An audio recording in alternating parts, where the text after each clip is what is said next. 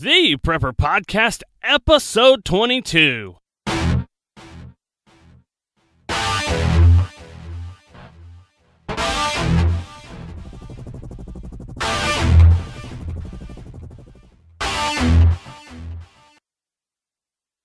got to know whether or not they're presidents of Christ. The American people would never vote for socialism. He said, under the name of liberalism, the American people will adopt every fragment of the socialist program.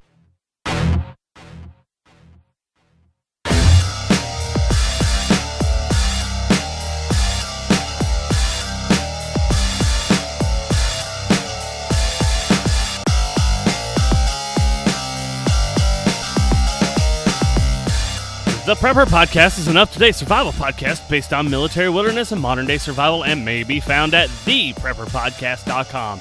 I am Ken Jensen, and this is the podcast about everything survival. This is episode 22, and today is a listener feedback show where I'm going to discuss advanced survival prepping research, some Bitcoin news about Mt. Gox, failed Bitcoin exchange, and essential urban survival skills. Like I said, it is a listener feedback show. I have several people that have called in or they have written in, and they wanted answers, and I'm going to give all of those in today's show. And I'm very happy that I have enough listeners giving me feedback where I can actually do an entire show around that. This is going to be a great show because it's your questions. It is your questions that I can answer. So I know that it's going to be well received by you guys, and we are finally making this show your show, not my show. The show notes for today's podcast may be found at theprepperpodcast.com/022. I have a little bit of housekeeping. Like I said, I have a caller, and you can call in as well with your questions at the Prepper Podcast call-in line. And that is 978-KNOWS-IT. If you don't understand what I just said, or you don't have letters on your pad, then go ahead and dial 978-566-9748. I didn't make myself clear on what the budget thing was, I guess.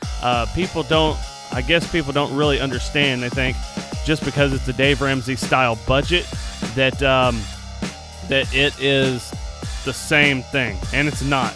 Let me go ahead and change that around. It's not a budget for preppers. It is survivalism. It is survival goals on a budget. Okay, it's a spreadsheet and template, and I think the name of it may finally be Survivalism on a Budget, Spreadsheet and Template, and I think that's probably going to be what it is.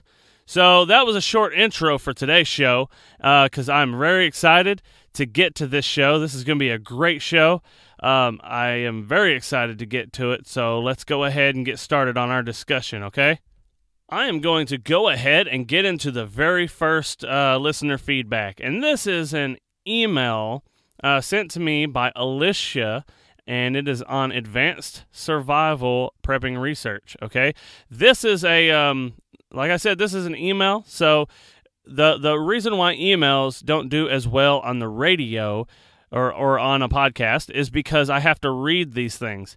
And I will tell you guys that I can read well, but when you're on the air and you're paying attention and you're just reading an email out to everybody, then it gets kind of boring, it gets kind of bland, and I probably get a little bit more monotone than I even already am. So I try not to be monotone, but it's kind of hard when you just start podcasting and you've never been a radio personality or anything like that before to keep a voice inflection. And like I said, I always try to be transparent with you guys. It is actually hard in order to make this kind of stuff. You know, it is not natural for me to make this stuff interesting. I would just sit here and I would be really monotone and I would read things and I would just talk and talk and talk and talk just like this. This is my normal thing. And I would try to explain a little bit something to you and blah, blah, blah, blah, blah. And that is the normal me. So when you hear me like this with a little bit of inflection in my voice. I'm actually trying really hard to make great content for you guys. So the next thing that I am going to do is I'm going to read the email. And remember, voicemail makes a much, much better show because it kind of throws a little bit in there. That being said, here you go, Alicia. The email from Alicia goes like this. Hi, I have 2 questions. I know the 2 questions on some levels are very similar and really long. Sorry, but I see them as 2 problems. How do I block out the noise and get good information at my skill level? She did a really good job at keeping it concise at the very beginning, giving me her questions, and now she's going to elaborate. How do you know what you might need in a survival situation? I get that you don't start with the basics, food, shelter, and the like, and move on from there, dealing with topic of survival. There's a lot of indistinctness and follow-up questions that need to be asked, such as, does one really need to know how to hunt, prepare, cook a snow seal, and make an ice house if they live in Southern California? Well, maybe they are planning on bugging out up the coast to Alaska, although I have no access to the statistical information. I'm going to insert a little ... here, and I'm going to get a little bit further down. Like most preppers or survivalists, the more information I have, the better. Unfortunately, some of this information, although interesting, may not be worth the time I spent learning it, and the time that could have been spent learning something that I would more likely need to know. For example, I have the information that I need to turn an old refrigerator into a root cellar. You too can have this information at, and then there's a link, Mother Earth News, or you can Google converting an old refrigerator into a root cellar. You see what I mean, guys, about this getting a little bit wordy? I understand that she wants to elaborate on this, but it's not her. It's not her problem. It's an email, which means that you get a little wordy, and that's not a big deal. I can deal with it. Also, I've noticed that at some point there is an information bottleneck. For example, there are several places to learn how to build a primitive shelter, but I think that people who have been in prepping and the survival mindset for some time, or at least I am, have passed that point and are looking for something a bit more in depth. And she equates this to children moving up in school grades and stuff like that, and basically saying that she has graduated from, the beginner prepping stuff and she has moved on. So to an extent, I'm inserting a big ... to take away about half of her explanation. Okay, to an extent, I think that is what prepping and survivalism is about, trying to keep some semblance of integrity of a normal life in any future or event that awaits us, including the bad ones. Short of looking for Rambo on Match.com and or spending money I don't have on weekend retreats to do things I did in the Girl Scouts years ago, is there a prepping or survivalist 2.0 community? And there was a little bit of stuff in there about the rule of threes plus 1 and stuff like that. I'm sorry if I don't read your entire email if it's really long, Alicia, but trust me, I think I may have answered your question in here. And please tell me if I did or did not answer your question as well. Now for my answer. She wants basically to better direct her attention to finding the most valuable information for her. Now, the best way for me to do this is be a little bit general. In her email, she talked about the rules of 3, and she converts it to the rules of 3 plus 1. The plus 1 is, can she use it even if there is not a disaster? And Alicia, I am extremely happy that you said that, because I have said that multiple times, and I know I have written it multiple times in my blog at cleversurvivalist.com, and I have definitely said it once or twice in one of my podcasts here on theprepperpodcast.com. So I am with you there. The plus 1 is a big thing for me. Now, I don't know what rule of 3 you may be thinking about, but the most typical rule of 3 in survival has to deal with how long you can live in a survival scenario, and that would be 3 minutes without, and these are not hard facts, okay? But typically, if you take kind of if you take an average of things, it would be 3 minutes without breathing. That's like drowning or something.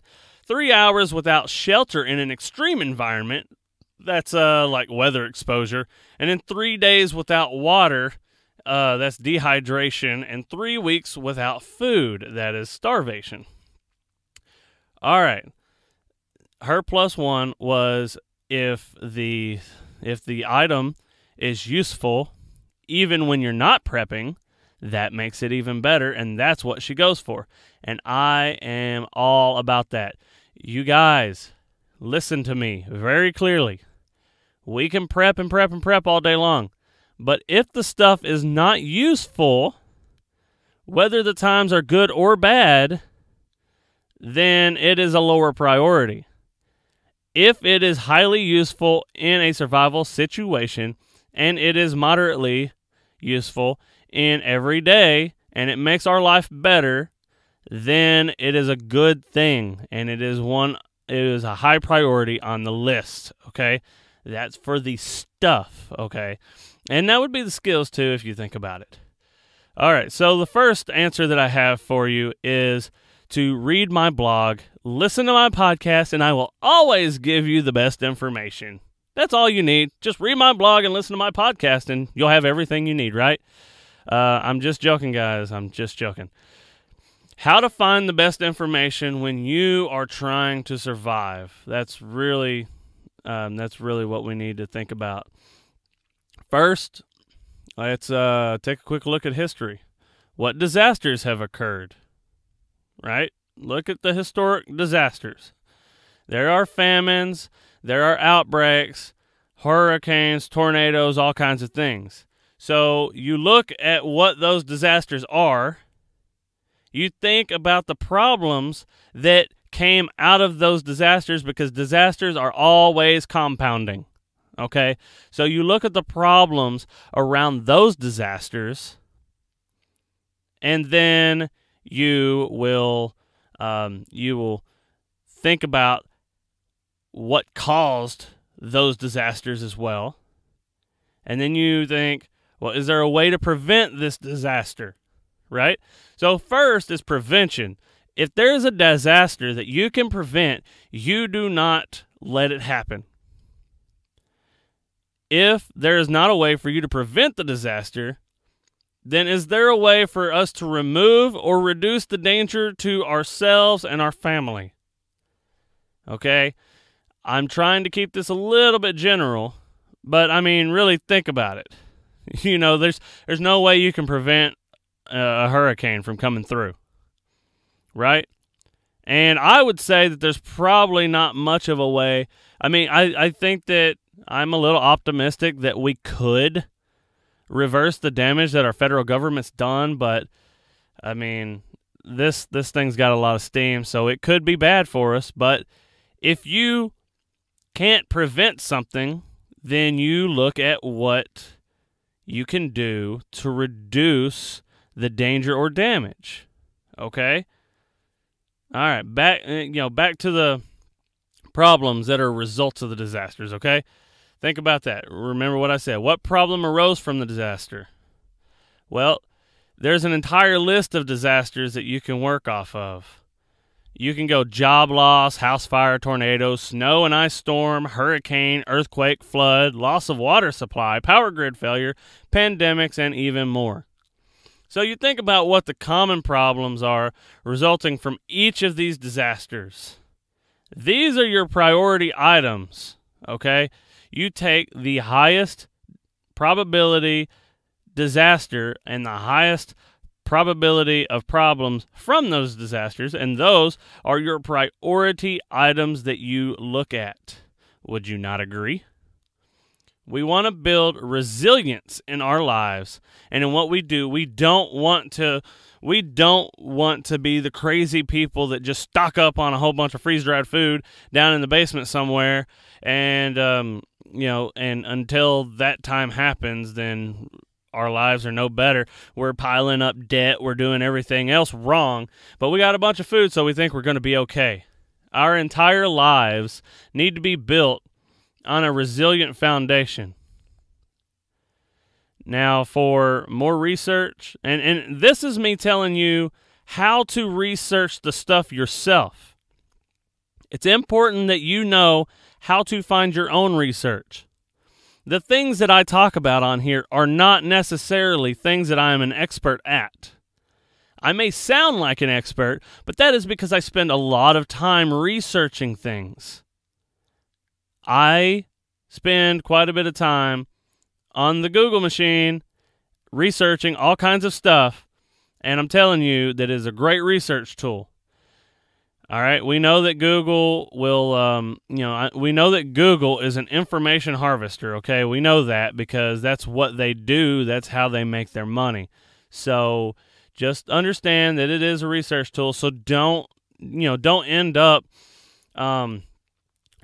looking for the wrong type of stuff that's going to get you red flagged, okay? And I don't think Google makes a habit of red flagging people and then sending their information on. But if somebody's asking for your information, obviously Google is probably going to say, okay, Mr. Federal Government, here's the information that you asked for. We were compliant. Now leave us alone, okay? So Google's not going to protect your information from everybody. So just know that when you're researching stuff. But come on, let's be honest here. Most of the stuff that you're researching is going to be the exact same stuff that a hippie homesteader would research, okay?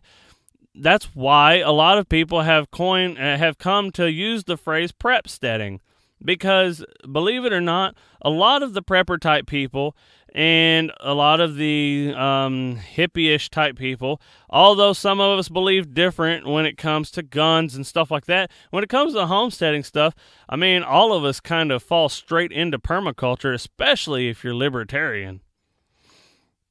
So like I was saying, Google is a great research tool, but you have to put your thinking cap on, and you've got to come up with the question. Google will usually have your answer. But don't take all answers at face value. You need to think of your source's agenda, which we all have, and credibility. I try to be 100% objective in what I say and what I do, and I try to be family friendly, and I try to be where children and other people will be able to listen to me. But guess what? That is my moral values, but that is not just my moral values. My agenda there is that everybody can listen to me. I'm doing this for free. That may be that I like giving away information, but the information that I give away has an agenda. My agenda is I want for everybody else to be prepared when something goes wrong. Or even if it doesn't, I want you to have a great family life, and I want your normal life to be great from all the prepping that you do, and I want you to do it as a family. Everybody has an agenda. You listen to me for an hour each week, and that is 1 hour that I get to tell you my opinions and what I want you to know and be. Now, don't get me wrong, I am trying to do my best to make everything great for you guys. I am trying to be very objective, and I am trying to give you all kinds of facts and information. But all of that comes in packaged within my agenda of making you guys resilient and good people. If you don't like that, you don't listen to me. Even the people that say they have no agenda, they have an agenda. Let's say that my agenda was not to make you guys better. My agenda then would just be to have a business. Guess what? Podcast is great marketing. So when I'm trying to sell something on my website, I will tell you guys about it. And when I tell you about it, some of you will go over there and buy it, and some of you won't. But now I have an agenda to further my business with this podcast. Do you think it's worth me telling you for 30 seconds to a minute about what I've got going on here? What I'm doing in my business life? If you're an entrepreneur, which is another prepping thing, if you're an entrepreneur, you want to hear about my business ventures and you want to see me succeed, because all decent entrepreneurs want to see other entrepreneurs succeed. I don't know of anybody that I personally know who is well off who wants to see me fail. And I don't want to see anybody else fail. Get back to what I was saying. It's all about agenda, okay? My agenda here is to make you resilient. My agenda here is marketing for my business. My agenda is for you to have the information that I research. Another agenda I have is this information is a catalog for me to go back to. So the key to your dilemma, Alicia, is critical thinking. I understand that you want everybody to give you information for a more advanced prepper, but your question to me was fairly general about how to find this information. You need to think critically. That is one of your most valuable skills for survival, and to find answers to the questions that you don't even know you have yet. Ask me or others your questions just like you are now. This is how I make this better for you and everybody else in the audience. Otherwise, it's just a way for me to sit here and discuss my thoughts like I told you I have an agenda. So you're doing a good thing by asking me this question, and you need to ask other people these questions. People that know the things that you want to know. And I think it is more important that you learn skills than it is for you to start achieving the storage of things. Prepping 2.0 stuff, okay? Skills, that is prepping 2.0, okay? Skills, skills, skills. And we're going to actually get to that a little bit later. Alicia also wants to get more advanced information without looking for this quote-unquote Rambo, quote-unquote super prepper, or spending a ton of money. I'm going to bring this back to critical thinking at first. A lot of the answers that you want can be created in your own mind. All the advanced strategies that you're looking to learn were created by someone else at your level until they figured out this new skill. They were at your level until they learned the skill that you want to learn. And someone had to create that skill. Someone had to figure it out. I'm not telling you that you need to figure out, advanced carpentry.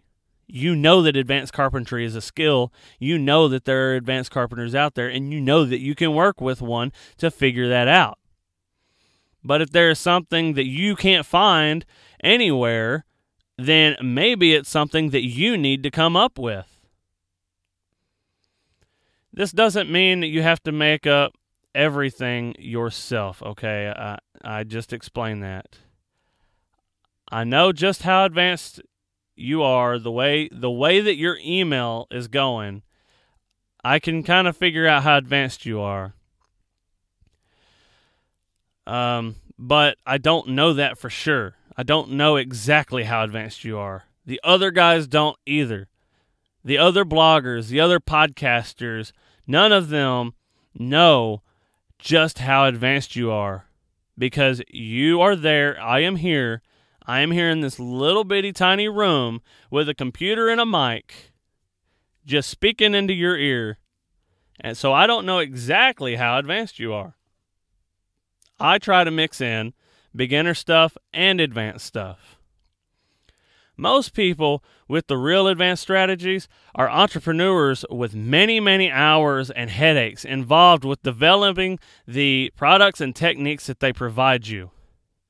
I've been talking about my budget lately.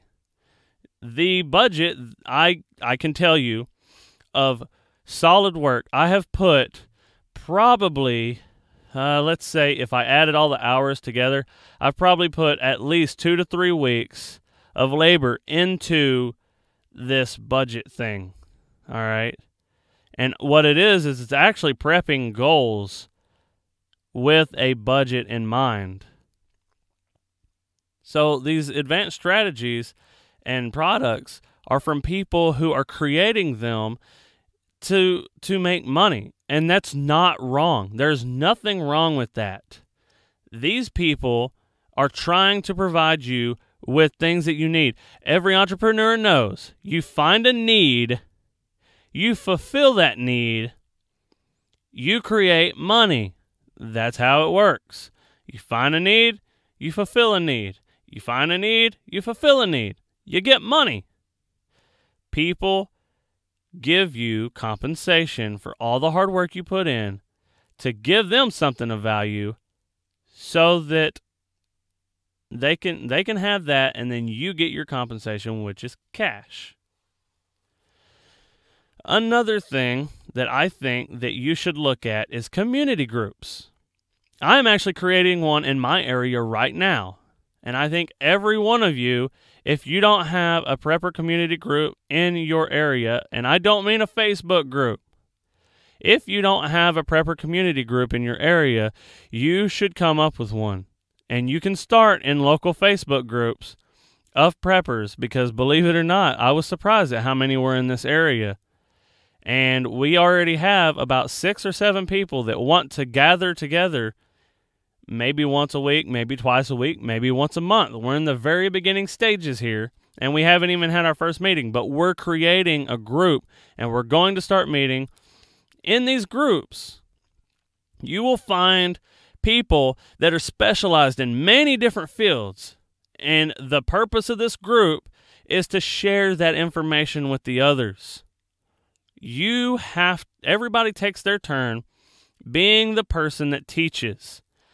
I may be a blogger and a podcaster. My niche, or niche, however you want to say it, may be survival, but I know for a fact that these people that are going to be in this group are going to know certain things that I don't know. I am not going to go there and pretend like I know everything, because I don't, and I'm going to listen.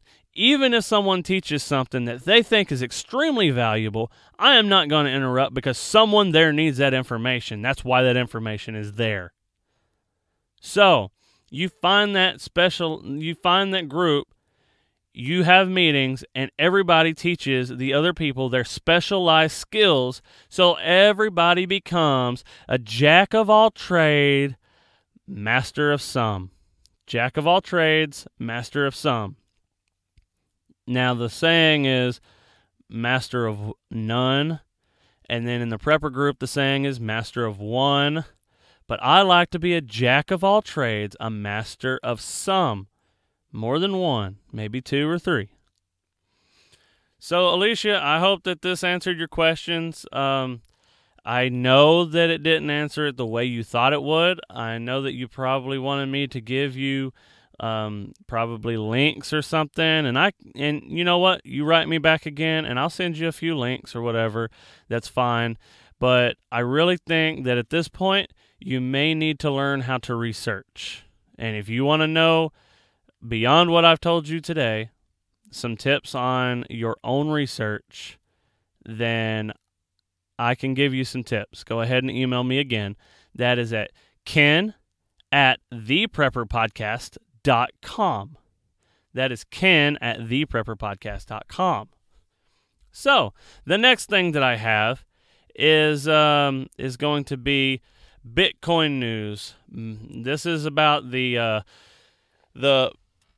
Bitcoin exchange at Mount Gox. Okay, this email, I'm sorry if I mess up your name. This is an email from Bao or Bayo. I don't know. I'm going to say Bao. How about I call you just B? What up, B? This is an email from Bao about the Mount Gox failure. All he did was he sent me a link on Yahoo. And I'm going to just go ahead and give you just a couple lines of this so that you can see what this is about. I have a link in the show notes. Once again, the show notes are at theprepperpodcast.com/022. This is Yahoo News, okay? So it's not just some backhole news. And we all know it's liberal, so just listen up. From Tokyo. The website of major Bitcoin exchange Mt. Gox is offline Tuesday amid reports it suffered a debilitating theft, a new setback for efforts to gain legitimacy for the virtual currency. You hear that? A new setback for efforts. The URL of Tokyo-based Mt. Gox was returning a blank page. The disappearance of the site follows the resignation Sunday of Mt. Gox CEO Mark Karpeles from the board of the Bitcoin Foundation, a group seeking legitimacy for the currency.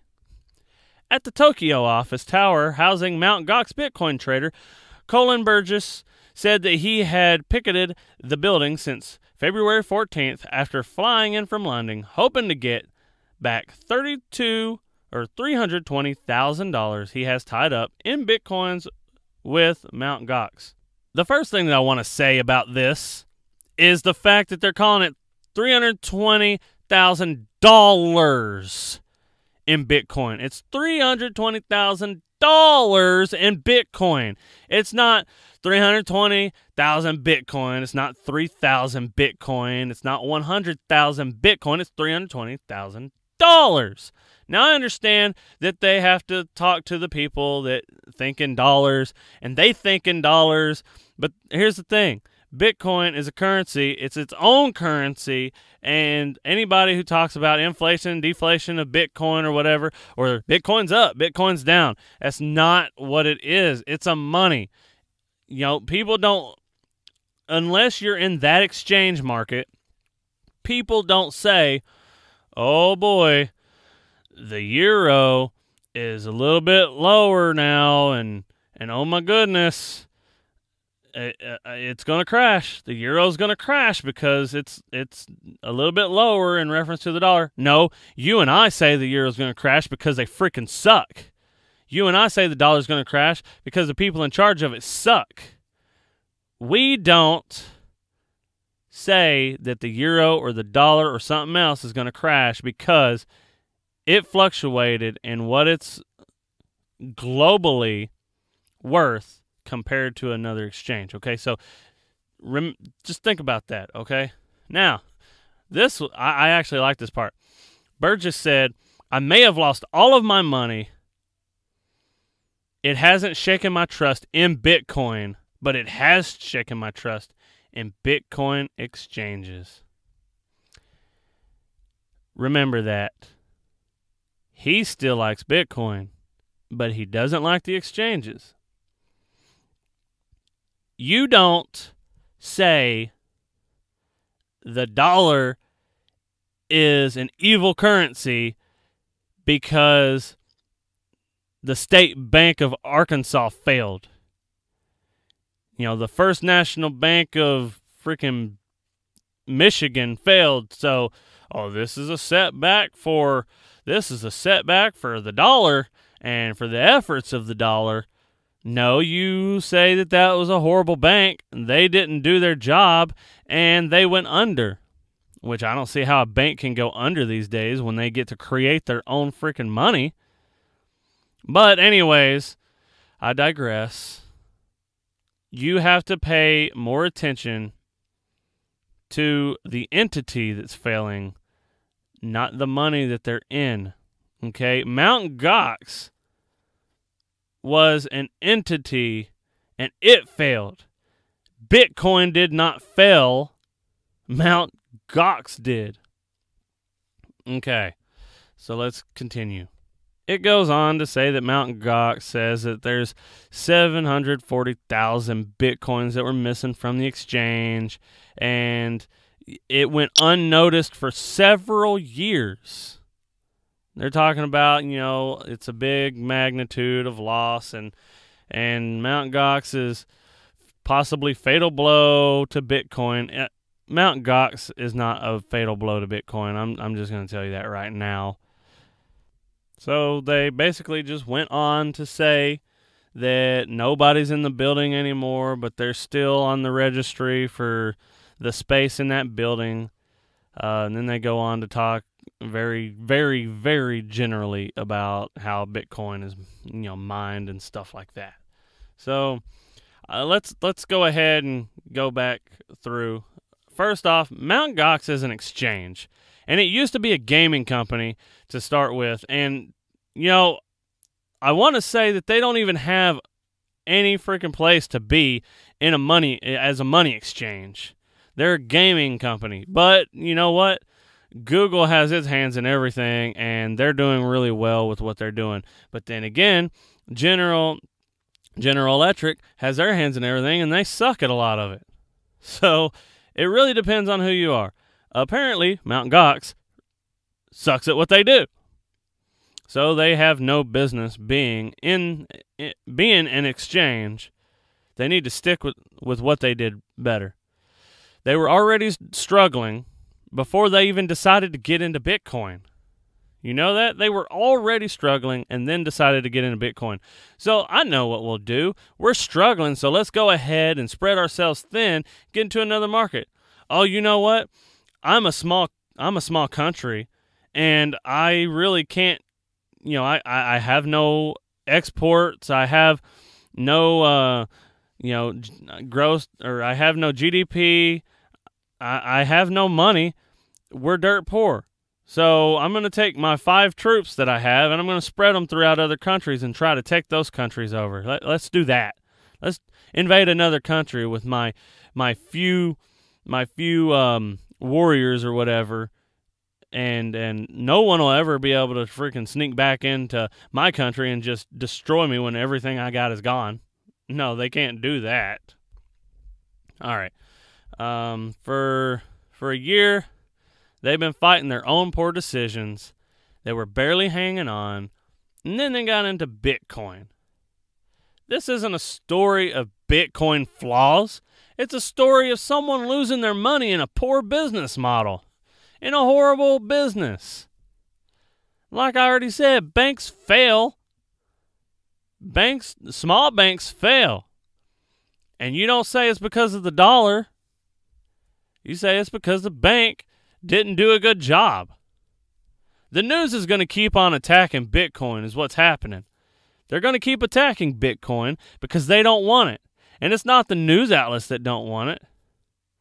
It's the Associated Press who gets half of what they put out. I'd say a lot more than half. But they get just about everything that they put out from people above them. And where does that information come from? That information comes from the corporatocracy. So they're going to keep attacking Bitcoin because if you don't control the money, you don't have the power. And they want to keep their power. So let's stop attacking the money because the faults of the business. And we need to stop worrying about Bitcoin's relation to the dollar, to be honest with you. All right. I understand that it's an unproven thing and all this, and I would never put all my money in Bitcoin, okay? I would never do that. I probably wouldn't put a significant amount of my money in Bitcoin. But I will exchange with it, and I will hedge everything I got with it. I will hedge using Bitcoin, using precious metals, using the dollar even. Entrepreneurship. That's another way that I'm trying to hedge my income. I'm spreading out. That way, when something messes up, I've got the other things to pick it back up. Okay? That's investing 101. They tell you to do that crap.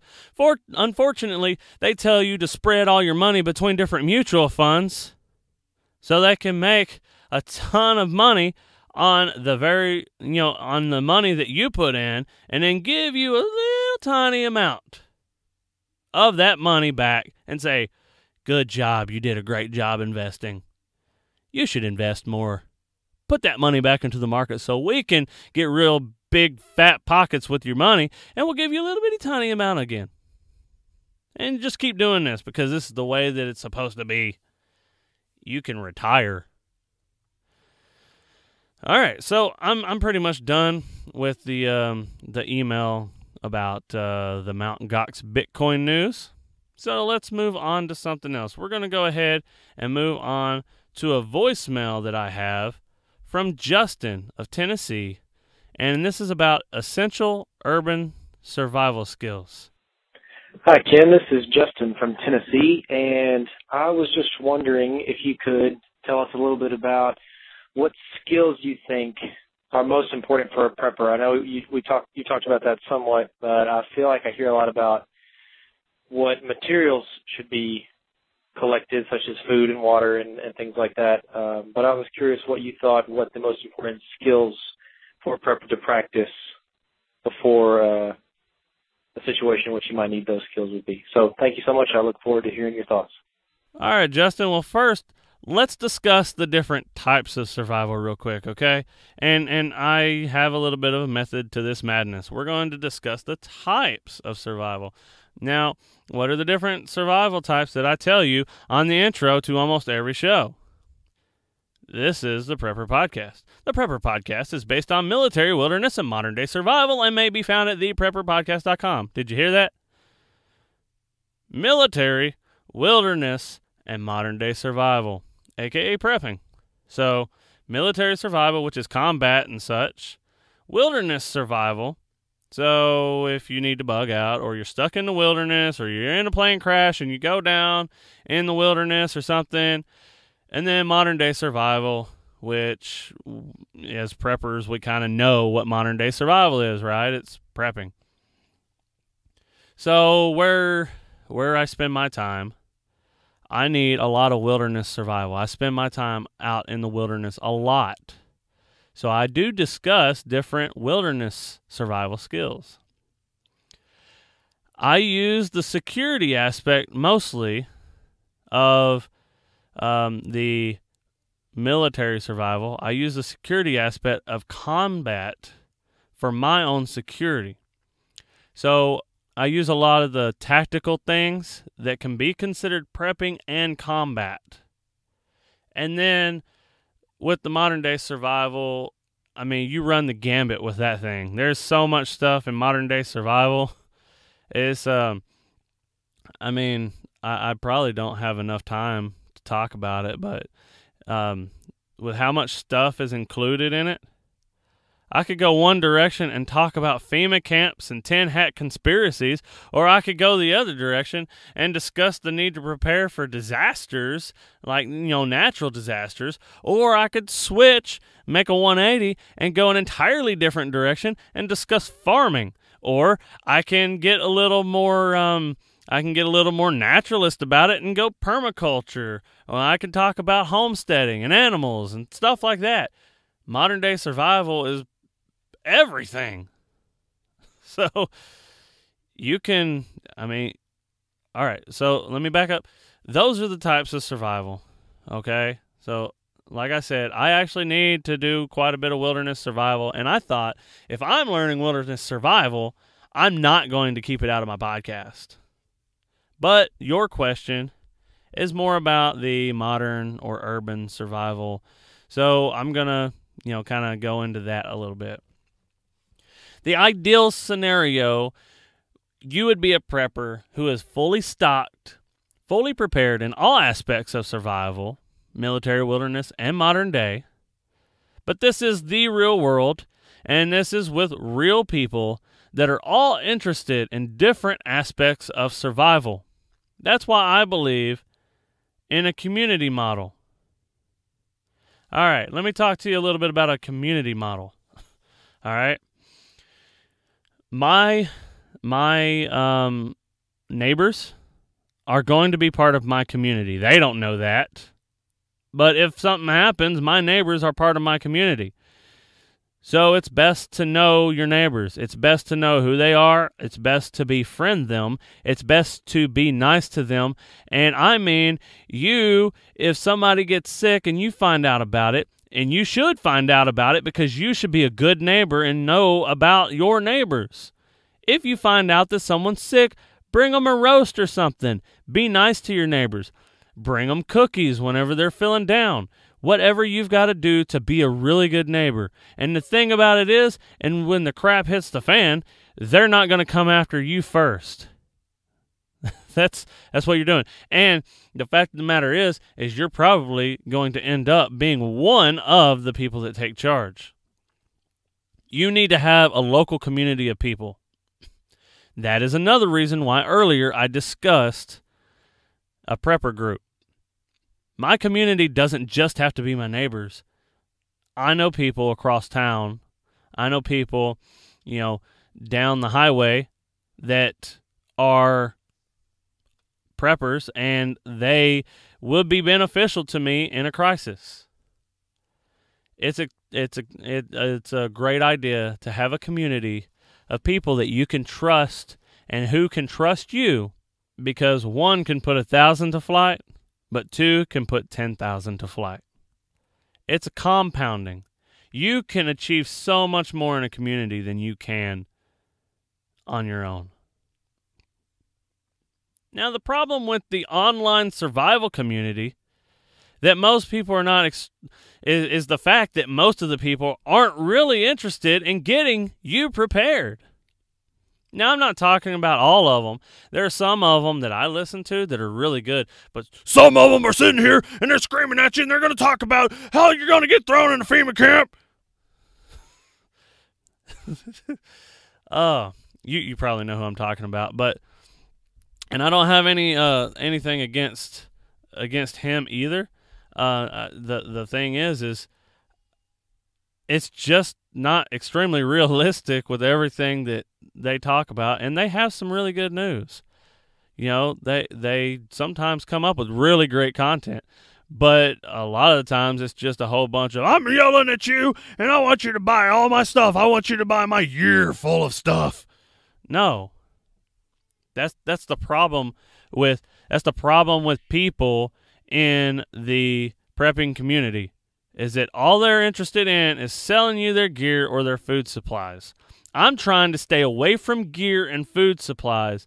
I'm trying to stay in the things that will help you plan what you're doing. So the direction I like to take in my prepping is this. If you can think of anything, just sit there. And if you're driving, don't do this, but close your eyes. And just think. Is there anything you can think of that would be a personal Teotwaki? And that's the end of the world as we know it, okay? Can you think of anything that is going to be your personal end of the world scenario? Not your neighbors, not your coworkers, but your own personal end of the world scenario. Because you have to think about it. The impact scale is inversely related to the likelihood of it happening. You are more likely to have a tornado hit your home, or lose a job, or have a car accident, have your car break down on you, before a freaking EMP, coronal mass ejection, meteor hitting the world, nuclear war. Those aren't as likely. They have big impact, but they're not as likely. You need to start for your personal stuff, and as you get prepared for that stuff, then you will add, you will work down the list. Most likely first, and then work your way to the size of the impact, right? So start with the job loss. Next, go with like a natural disaster that's going to cause, problems with you, like, or even a man-made disaster, like, I don't know, somebody spilled something into your water supply. That's not unlike like that. Getting all tangled up a little bit. That's not unlikely, is it? To have a tainted water supply and then not be told about it? I think it is. All right, so you're going to prepare for the smallest and most likely scenarios first and then work your way down the list. I said all that to get to this part. To answer your base question, your question about skills, I can still go back to the list of stuff that I use for stuff. And what I mean is this. We base the need, or our stuff, on our needs. We can base our skills on our needs. And I'm talking water, food, shelter, security, energy, medical, and sanitation. Water. Learn how to store water in advance and learn how to produce water, or not produce, procure water in a crunch. Learn how to make your own filter, out of sand and gravel and charcoal, and learn how to create the charcoal, how to make the charcoal. That might be a good thing for me to put on a blog post. How to create charcoal medium so that you can put that in your water filter. Food. The stuff, quote unquote stuff, that you buy is for self-reliance. We want self-sufficiency. So we learn gardening and food forestry, aka permaculture. We learn to create systems that are less labor intensive. We learn how to observe nature and interact with the land. We learn how to help nature create the things that we need. So you might just start with a garden. If you already know how to garden, well, maybe you should pick a portion of your land and plant some perennial stuff. Plant, and there are a lot of needs. Like, think about it like this. Did you know that one of the best rooting hormones is just the ends of willow, like, weeping willow or whatever? If you take the leaves and like the 3 inches of the tiniest twig on the weeping willow, if you take that and you like grind it up or whatever, and you put that, make a mix out of that, and you put your whatever you're wanting to root into that, it's a really good rooting hormone. Did you know that? See, it's this kind of stuff that you need. You need to have this knowledge, and you need to work on that. And then you need to work on creating a self-sufficient and self-sustainable system. You want a system that you have very little intervention, and only occasionally will you intervene and make the system better because you observed something, you interacted, and you helped nature cure the issue. But you're not going to be out there toiling the ground. You're not going to be tilling. You're not going to be doing all this stuff because you don't need to. You have a sustainable system. Shelter. It's always good to think about ways to build one in the wilderness. But in prepping, you have it covered pretty much, don't you? Now you just do whatever you can to cover your energy costs in that shelter. But then we think about bug out scenarios, right? We don't just need to think about where we're going to bug out to. We need to think about how we're going to get there. We need to go through some motions.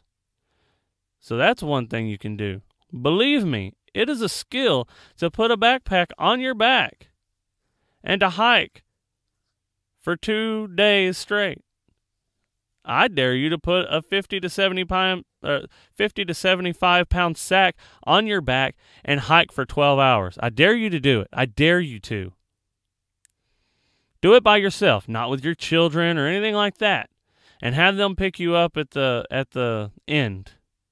Go ahead and just do 25 miles. I don't know. But you'd be surprised. These are skills that you can learn. And that's the shelter, okay? Security. Situational awareness is a vital one. I'm actually reading a book now talking about the principles of combat and stuff like that, and they use a different term for it, but situational awareness is probably the most important for your security. Basic trap systems in the wilderness can be adapted to alarms and traps on the homestead. If you learn, you should learn, this is a skill. Learn to keep your mouth shut about what you got going on for your own security. Unless you're like me. I do this for you. I'm a voice for you. I'm not doing this for me, honestly. I mean, I told you earlier I have an agenda, but let's be honest. There are much easier ways for me to make money. There are much easier ways for me to spend an hour every single week. And that's an hour talking to you. There are much better ways for me to spend 4 to 5 to 9 to 10 hours of prep time every single week on my blog posts and on my podcast and everything else. There are much easier things for me to do.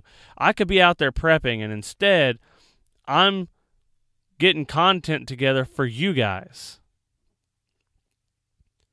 Okay? I'm doing this so you don't have to on a wide scale.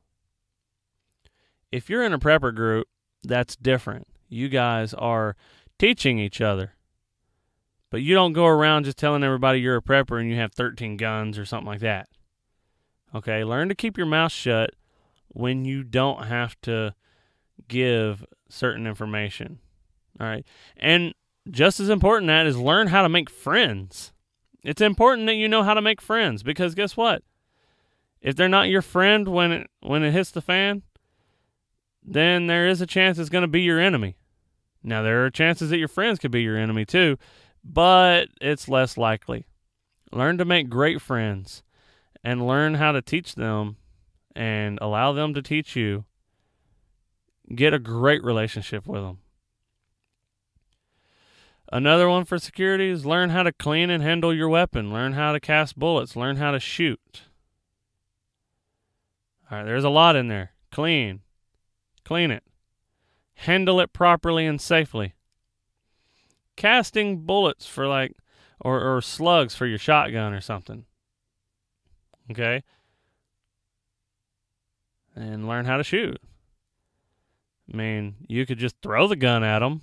I mean, you're going to be just as useful throwing a gun at them as shooting at them if you don't know how to shoot. All right, so energy. Learn to find passive heating and cooling. All right. Learn to chop and split firewood efficiently. I did a video on this on my blog. All right. Yeah, I showed you guys. It was real quick. It was a bungee cord wrapped around a big trunk that I was splitting, and I know some people liked it. I got some pretty good comments about that, and it just kept the whole thing together, and it never fell off it never falls from where you're chopping it and stuff like that. So learn how to chop and split your firewood efficiently, and I would learn basic electrical theory and wiring. Although I am an industrial electrician, I have that background. If I were someone else, I would want to learn the basics of it, because just learning the basics of it is going to help you with all the things that we do as preppers with inverters, with generators, with battery banks, or just a battery, with solar panels, with the micro hydro power generators and stuff like that. All of this stuff you can pretty much figure out with a very basic understanding of electricity. Medical. Learn first aid. Preferably learn up to the first responder level. Learn mass casualty triage. I actually did a show on this. Have hands-on, excuse me, sorry about that. Have hands-on medical training to make you proficient enough to do a procedure if reading a first aid book. Okay, so have enough knowledge that you can do the procedure out of a book. So you still have the book to make sure you don't make any mistakes, but you've had the hands-on training that you don't forget, and it makes it easier to perform, especially in a crunch. Learn medicinal plants, oils, and basic general Western medicines, because that's really important. You know, you can make or break your survival. I mean, think about people that moved out west and how many of them died of retarded things that we now take for granted that we have just basic medicine for. But there are a lot of plants, oils, and medicines that can cover almost all of these. So learn about those. I would, if I was a prepper, I would learn medicinal plants and oils before the medicines, because the medicines can get pretty crazy. There's a lot of them, and a lot of them are bad when you mix them and stuff like that. So the plants and the oils are a little bit easier to learn, and I would learn those first. Sanitation, this is the last one. Well, it's the last group. Learn to clarify your waste using the land. Learn to deal with it in a clean manner when sewage is down. Okay, so if sewage goes down, how are you going to deal with it? Are you going to go out, you're going to dig holes, use the hole as a latrine and then fill up the holes? You could very well do that. But if you have the correct channels and stuff going through your earth and stuff like that, you can learn how to create like a wasteland, like a blackwater wasteland, and it will actually clarify the waste as it goes through the soil, and it'll actually create a lot of nutrients for the plants and things that you would put in that little wetland area. And the last thing is I would just go ahead and learn some general home maintenance and some carpentry, learn basic joints, how to use hand tools as well as power tools to do all of the work. Okay, very important, because sometimes power tools may fail and all you have is hand tools that you learn how to use hand tools. Okay, it's just think about the way that things used to be before all of this. You want to just learn handyman stuff. Handyman is going to be a great thing to be when this kind of stuff happens, because everybody's going to need you around to fix things. Just watch any Western. The handyman was welcomed into any home. They were given food and all kinds of stuff. So be the handyman. I'm already past an hour, and I'm glad that it's time to wrap up. Well, I want to thank you guys for listening to an hour of me ramble on about all of these different topics. I really enjoy answering your questions. I answered 2 emails and a call-in. And I want to remind you guys that I don't understand why people don't want to do this, but I am still looking for beta testers for this survivalism on a budget. I'm still looking for beta testers. So make sure you get on the list, because I'm only going to do 5. I've set the number, 5 or less. And if you don't become a beta tester, then, you have nothing to complain about if you end up buying it later and it doesn't have something that you want. So go ahead, be a beta tester. And there's a lot for you guys to think about. If you have to, listen to it again. I have show notes at theprepperpodcast.com/022. Go to those show notes. Down at the bottom, there should be a little green button that says print friendly. Go ahead and print this stuff out, because I think a lot of this information was very helpful.